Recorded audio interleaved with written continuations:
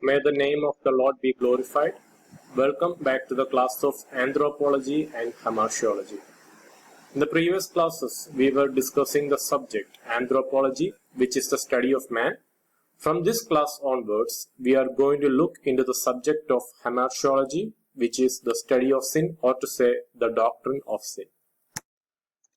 First of all, we are going to look into the various terms that Bible gives for the word sin. The first word we can see in the Bible is kata, which is an Hebrew word which gives the implied meaning missing the mark. So this Hebrew root word we can find 58 times repeating in Old Testament, and it literally used of accurate slingshot which hit the mark.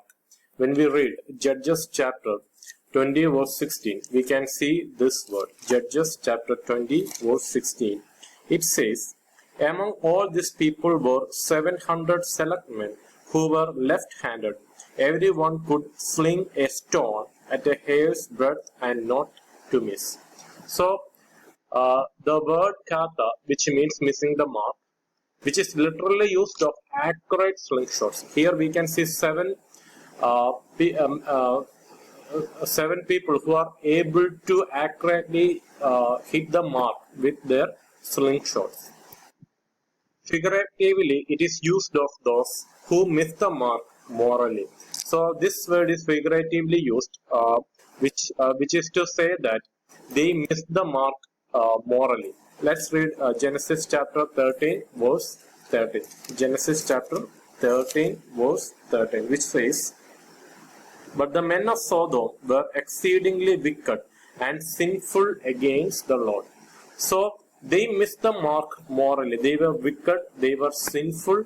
So the word kata, the meaning of the word kata is sin or sinful. So God had a standard, and these men, they were not able to stand into the standard of God, which means they missed the mark. They were not able to fulfill God's commandments. Rather, they were sinful. They were wicked in their ways. They missed the purpose of their life. So Genesis chapter 13 verse 13, we already read that. But the men of Sodom were exceedingly wicked and sinful against the Lord. They were not able to fulfill the God-given standards or God-given laws. So they missed the mark. Let's read Psalms 51 verse 4 and 5, which says, against you, you only I have sinned, and done this evil in your sight, that you may be found just when you speak and blameless when you judge. Here David says, against you, Lord, I have sinned. I have missed the mark. I was not able to hit the mark that you had established. So I missed that standard of living. So you expected me to live according to your word, according to your commandments, but I willfully committed sin against you. So the willful disobedience to God, or missing the mark, which means sin means missing the mark, and the Hebrew word kata is used to denote the sinful condition of man in Old Testament. So it means ceremonially and morally sinful in the sight of God. Again, the Greek equivalent for the word sin is hamartia, which is used there 330 times, both in LXS and New Testament. It also means to miss the mark and is a general term for sin in New Testament. So when we read Romans chapter 3 verse 23, we can see that all have sinned and fall short of the glory of God. So everyone had missed the mark. Everyone was not able to reach the standard that God had put before them. They could not obey God. Rather, they sinned against the will of God. So not even a single person in the world is able to stand before the God as a man who fulfilled God's standard or God's commandment. The gospel teaches that Christ died for those sins let's read 1 Corinthians chapter 15 verse 3. 1 Corinthians chapter 15 verse 3, it says, "For I delivered to you first of all that which I also received, that Christ died for our sins according to the scriptures." So we have already discussed that the word sin means missing the mark, or to say the word hamartia or kata means missing the mark. So the death of Christ had erased all our wrongdoing, all our sins. So the death of Jesus Christ was an atonement for all our sins, all our willful disobedience to God. In other words, to say, Jesus didn't miss the mark in his life. He was able to fulfill all the commandments of God in his life. So that's the righteousness of Jesus Christ. That makes Jesus Christ different from other human beings. He did not even miss a single mark that God had put before him. He was able to fulfill all God's commandments. Again, the second biblical term for sin is bad or evil. The Hebrew word that denotes bad is ra, which is used in the Bible around 520 times, and the word ra is an opposite to the word good, which is in Hebrew says tov. So the word ra is opposite to the word tov in Hebrew, and the meaning of the word ra is bad or evil, which is against good, and means bad. Let's read Genesis chapter 2 verse 9. Genesis chapter 2 verse 9, we can see the word tov there. "And out of the ground Lord God made every tree grow that is pleasant to the sight and good for food." So the word tov is used in Genesis chapter 2 verse 9. The opposite of tov is ra, which means bad. So when God made the fruits of the trees, they were good to eat, good to see, and good for the well-being of man. But when sin came upon man, all the good things started changing to being bad. It is also refers to the evil disposition of the wicked. So let's read Genesis chapter 6 verse 5. It says, "Then the Lord saw that the wickedness of man was great in the earth." So the word wickedness, and that every intent of the thoughts of his heart was only evil continually. So the word evil is being used. So all the thoughts, all the disposition of man is against God after he committed sin against God. So the word ra means good or evil in its meaning. Greek equivalent for the word bad or evil is kakos or poneros. Kakos denotes a lack of something good, including moral character. Let's read Mark chapter 7 verse 21. Mark chapter 7 verse 21. It says,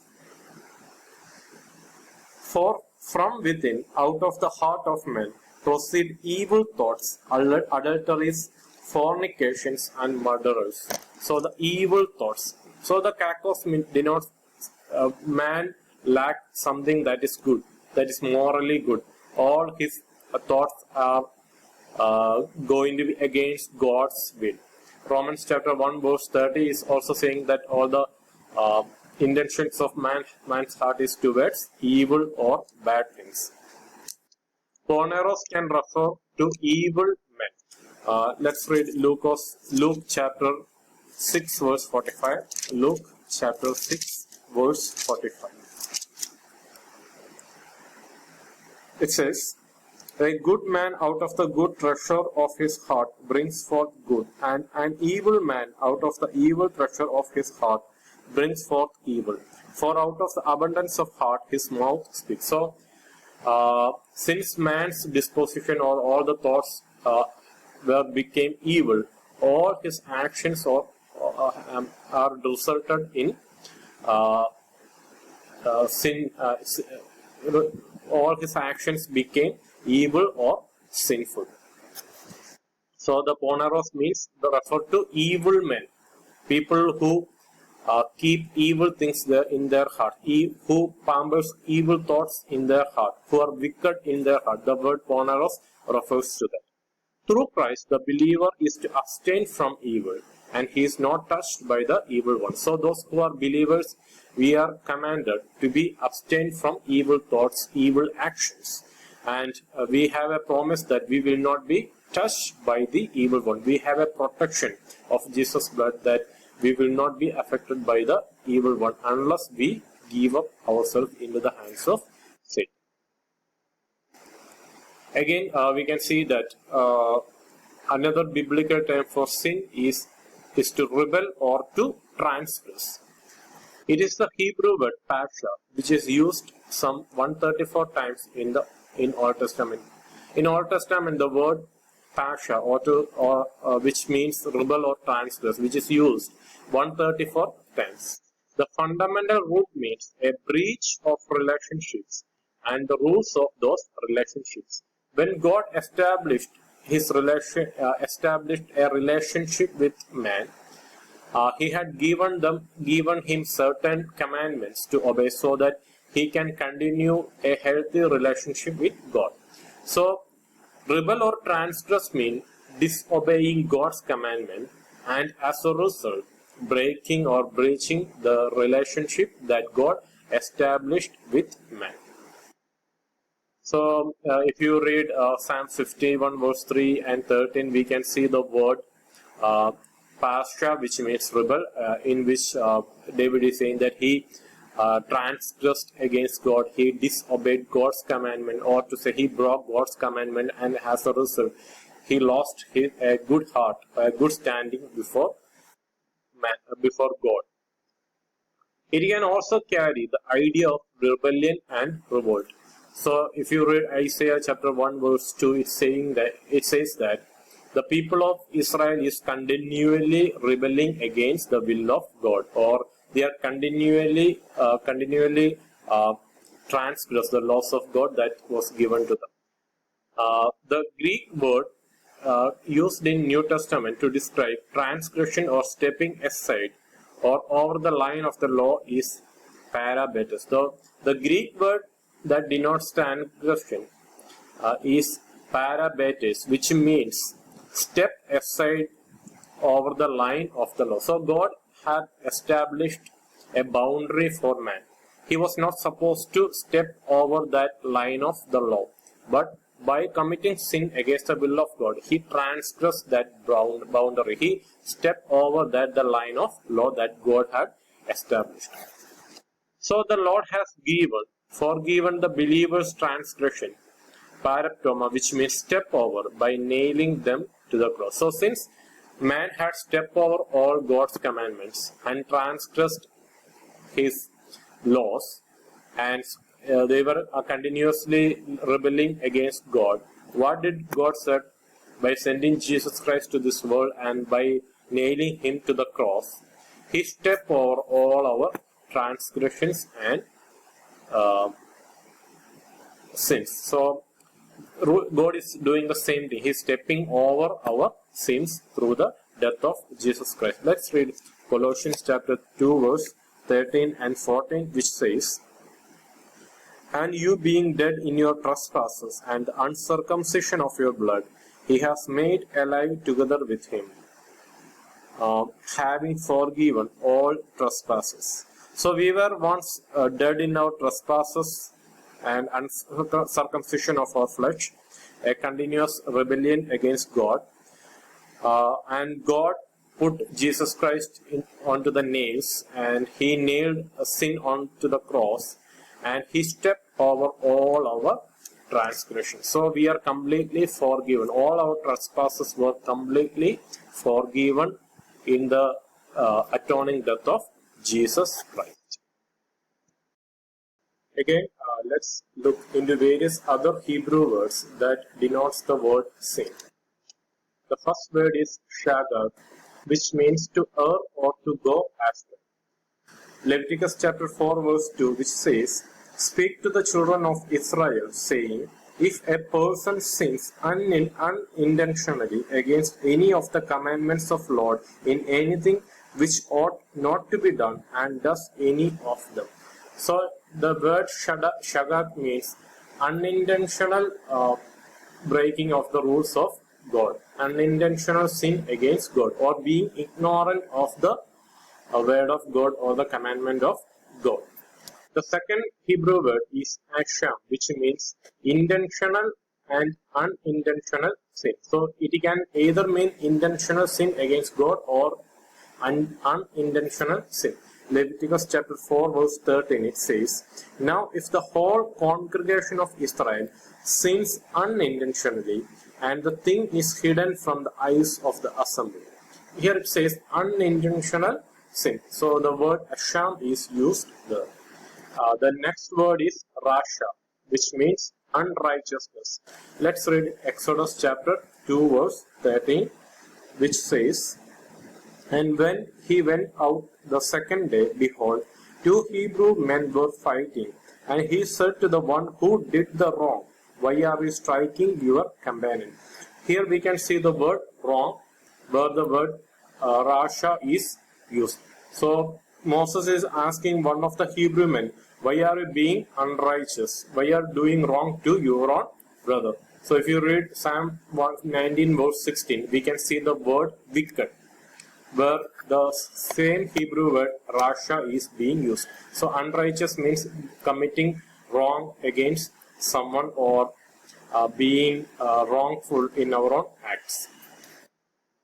The next word is ta, which means deliberately wander away. So the word shagag or asham, which signifies unintentional sin, the word ta means it's a deliberate sin against God, deliberately wandering away from the standards of God. Let's read Psalms chapter 58 verse 3, which says, "The wicked are estranged from the womb.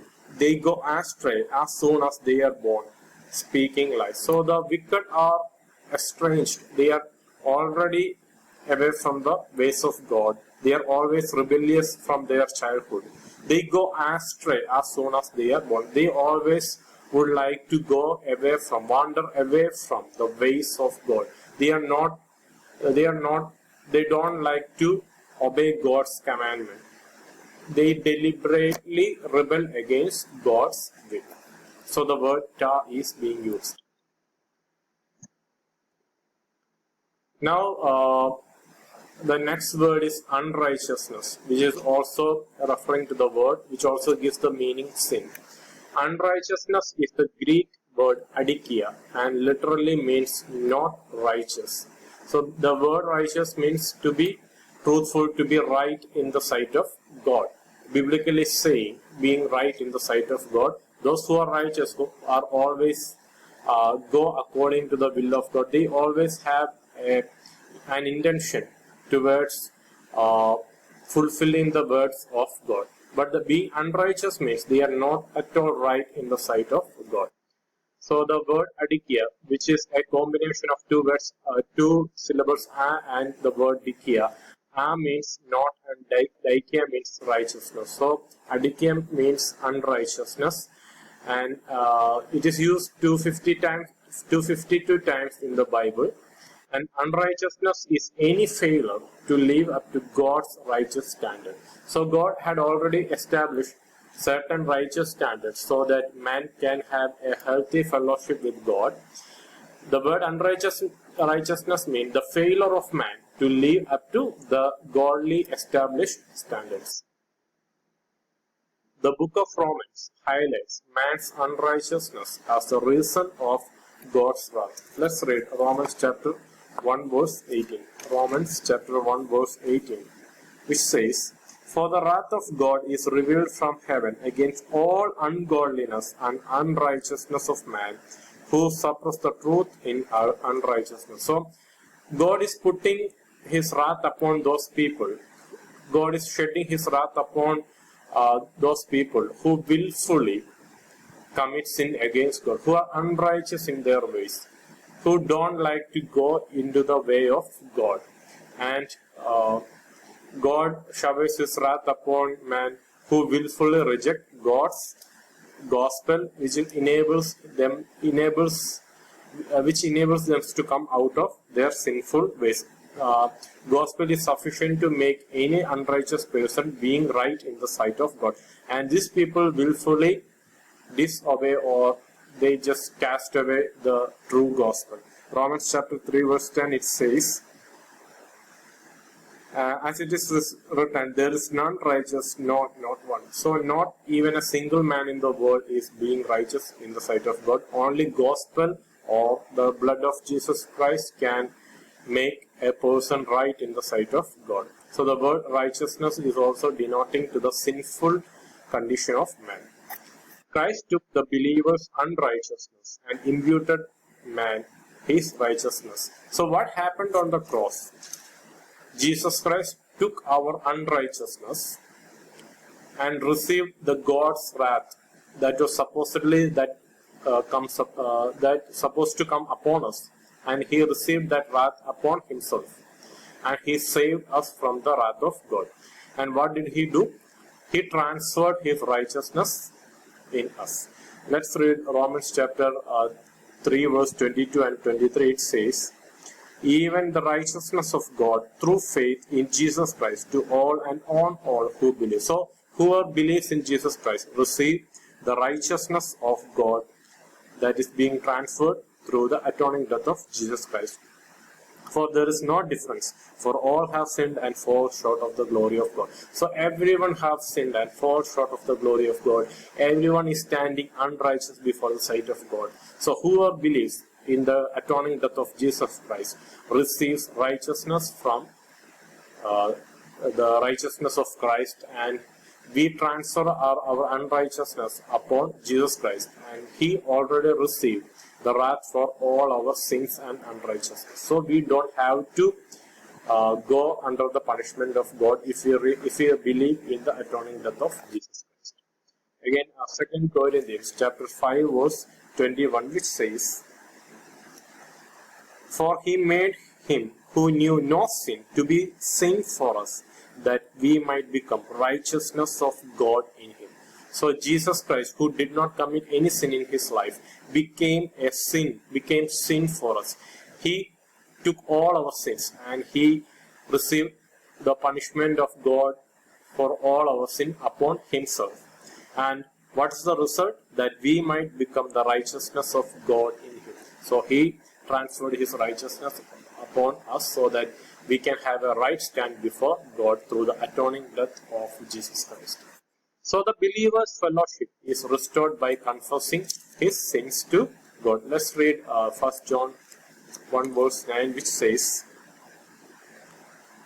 if we confess our sins, he is faithful and just to forgive us our sins and to cleanse us from all unrighteousness. So only Jesus Christ has the power to cleanse us from all our unrighteousness and give us a right stand before God. If we confess our sins to Jesus Christ and accept him as our Savior and Lord, we can have a restored fellowship with our God through Jesus Christ. Again, another word that denotes the term sin is ungodly. Ungodliness is the Greek term as a base, which is used some 79 times in the Bible. It is a negative of sebo, which means a disregard for religious worship and practice. So asabes means disregard for worship and practice.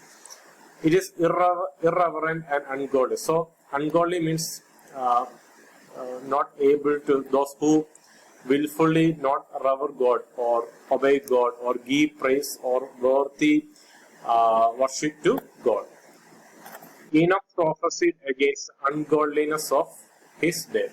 Jude chapter 1 verse 14 and 15. Let's read Jude chapter 1 verse 14 and 15, which says, now Enoch, the seventh from Adam, prophesied about this man also, saying, behold, the Lord comes with the 10,000s of his saints, to execute judgment on all, to convict all who are ungodly among them, all their ungodly deeds which they have committed in an ungodly way, and of all the harsh things which ungodly sinners have spoken against him. Those who stand against God, who doesn't revere God, who doesn't give praise and honor to God, are under the judgment of God. So ungodliness is a willful rebellion against God. God's grace instructs the believer to deny ungodliness and worldly desires. Titus chapter 2 verse 12, which says the believer to put away all the ungodliness from our life, put away all the worldly desires from our lives. The next biblical term is hypocrite, that denotes the word sin. So the word hypocrisy that comes from hypokrisis, which is a Greek term, which means to speak religiously but not live religiously. So there are people who are trying to show off that they are very religious, they are obedient to God, but in the real life they are not religious, they are not obedient to God. As an actor portrays himself to be different character, so the sinner portrays himself to be a saint. Let's read Matthew chapter 23 verse 28, which says, "Even so you also outwardly appear righteous to men, but inside you are full of hypocrisy and lawlessness." So outwardly we are very righteous, but inwardly we are away from God. Inwardly we are estranged from God. We are walking away from the ways of God. So it is only an outward appearance of being righteous, but inwardly we are not righteous, or we are not righteous in the sight of God. But maybe we are righteous in the sight of men, but we are not righteous in the sight of God. Such sinful pretense by false teachers will lead many astray. So there's a prophecy that such people, those who the hypocrites, they will lead many people astray from the ways of God. Let's read 1 Timothy chapter 4 verse 1 and 2. It says, "Now the Spirit expressly says that in the latter times some will depart from the faith, giving heed to deceiving spirits and doctrines of demons, speaking lies in hypocrisy, having their own conscience seared with hot iron." So there are people who go astray from the ways of God, who willfully disobey God's commandment, but those who have an outwardly appearance of being righteous, those people will come to the church and they will teach certain false doctrines to the believers, and they will make people to be astray from the ways of God. So we have to be very careful about the hypocrites that comes to our presence in the latter days. Let's read Luke chapter 12 verse 1. Luke chapter 12 verse 1. It says, "In the meantime, when an innumerable multitude of people had gathered together, so that they trampled one another, began to say to his disciples, first of all, 'Beware of the leaven of the Pharisees, which is hypocrisy.'" So hypocrisy, like any sin, permeates like leaven. So here Jesus is picturizing hypocrisy as a leaven. It's what happens to a lump in which the leaven is being added. Even a small amount of leaven can permeate a big amount of dough, and so the similar way the hypocrites works in the church. They come in a good manner. They have an outward appearance of righteousness, but they will creep into the church with false teachings, and as a result, as the time passes, they will be able to control a big population by their sinful or their false teaching. So they are able to pollute a whole church within a matter of time. So we should be very careful regarding hypocrisy even in our lives, and we should be very careful about the hypocrisy that comes into our church. So we should always try to divide the word of God rightly.